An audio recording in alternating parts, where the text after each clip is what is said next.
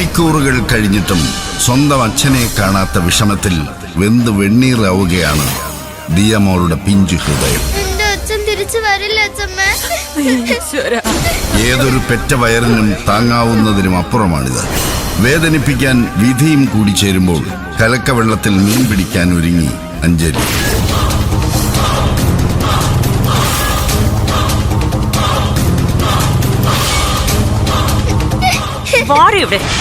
ഏത് നേരം നോക്കിയാലും ഒരു അച്ഛൻ അച്ഛൻ അച്ഛൻ.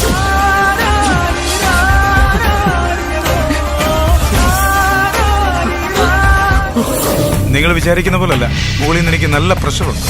So we are trying our best. പിന്നെന്താ പ്രശ്നം? ആരൊക്കെയോ ബിഗ് ഷോട്ടുകൾ ഇതിൽ ഇൻവോൾവ് ആണെന്നാണ് എനിക്ക് തോന്നുന്നത്. I am damn sure.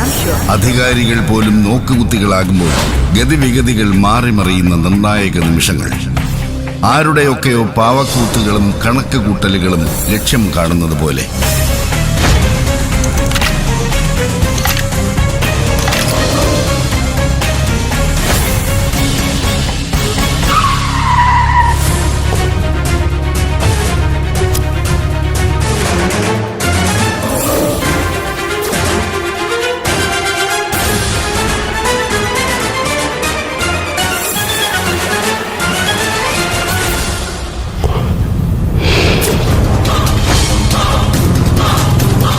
ഇനിയുള്ള ഉത്തരം ഇവനിൽ നിന്നോ?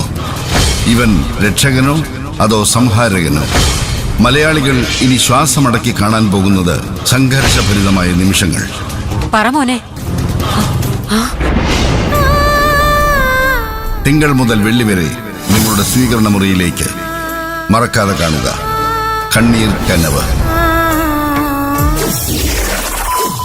കണ്ണീർ കനവോ? ഒന്ന് നിർത്തിക്കേ. നിങ്ങൾ ചുമ്മാതെ ഈ സീരിയലിന്റെ പ്രൊമോയും കളിച്ച് ആൾക്കാരെ വെറുതെ കൺഫ്യൂഷൻ ആക്കാതെ എല്ലാരും വേഗം ആ പള്ളിപ്പറമ്പിലോട്ട് ചെല്ലാൻ നോക്ക്. അവിടെ കാണും നിങ്ങൾ ഈ പറഞ്ഞ കാണാതെ പോയ ദിയമോളുടെ അച്ഛൻ. എന്റെ പൊന്നമ്മച്ചി, നിങ്ങൾ ഇതുവരെ ഇറങ്ങിയില്ലേ?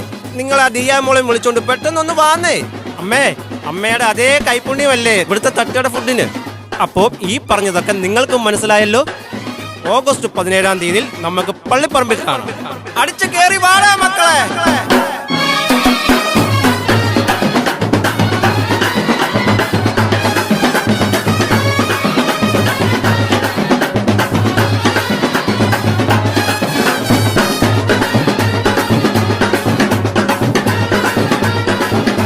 അപ്പോൾ മറക്കണ്ട, ഈ വരുന്ന ഓഗസ്റ്റ് 17-ാം തീയതി ശനിയാഴ്ച വൈകുന്നേരം നമ്മൾ ഒരുമിച്ച് കരോൾട്ടണിലുള്ള saint Mary's orthodox church of ഇന്ത്യയിലെ പെരുന്നാളും കാർണിവലും കൂടുന്നു.